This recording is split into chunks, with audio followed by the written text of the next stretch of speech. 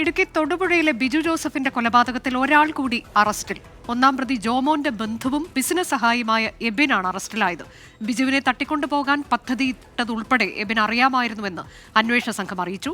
ജോമോന്റെ ഭാര്യയുടെ അറസ്റ്റും ഉടനുണ്ടാകും. രാഹുൽ വിജയൻ വിശദാംശങ്ങളുമായി. രാഹുൽ, കൂടുതൽ പേരിലേക്ക് ഈ അന്വേഷണ സംഘം എത്തിച്ചേരുന്നു എന്നല്ലേ മനസ്സിലാക്കേണ്ടത്?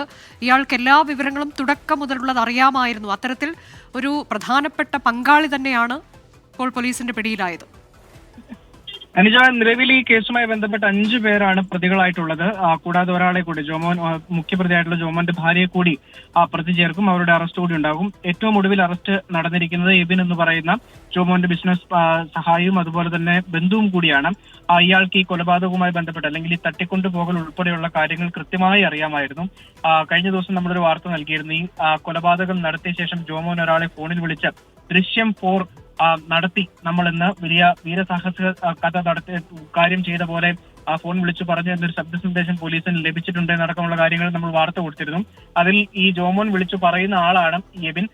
ഇതിന്റെ കൃത്യമായിട്ടുള്ള തെളിവുകൾ പോലീസിന്, ശബ്ദ സന്ദേശം ഉൾപ്പെടെ പോലീസിന് ലഭിക്കുകയും ചെയ്തു. അതിന്റെ ശാസ്ത്രീയ പരിശോധന ഉൾപ്പെടെ പൂർത്തിയാക്കുകയും ചെയ്തു. എന്തായാലും ഇയാൾക്കെതിരെ ചുമത്തിയിരിക്കുന്നത് ഈ ഗൂഢാലോചന, കുറ്റകൃത്യം, മറച്ചുവെക്കൽ തുടങ്ങിയ വകുപ്പുകളാണ് എബിനെതിരെയും ചുമത്തിയിരിക്കുന്നത് എന്നുള്ളതാണ് ഏറ്റവും പ്രധാനപ്പെട്ട കാര്യം. സംഭവത്തിൽ ഇന്ന് എബിനെയും ഇന്ന് കോടതിയിൽ ഹാജരാക്കും. മാത്രമല്ല, നിലവിൽ മറ്റു പ്രതികൾ എല്ലാവരും പോലീസ് കസ്റ്റഡിയിലായിരുന്നു. അവരുടെ കസ്റ്റഡി കാലാവധിയും ഇന്ന് അവസാനിക്കുകയാണ്.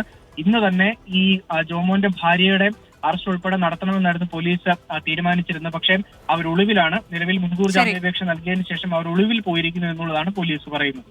തൊടുപുഴയിലെ ബിജു ജോസഫ് കൊലപാതകത്തിലാണ് ഒരാൾ കൂടി അറസ്റ്റിലായത്.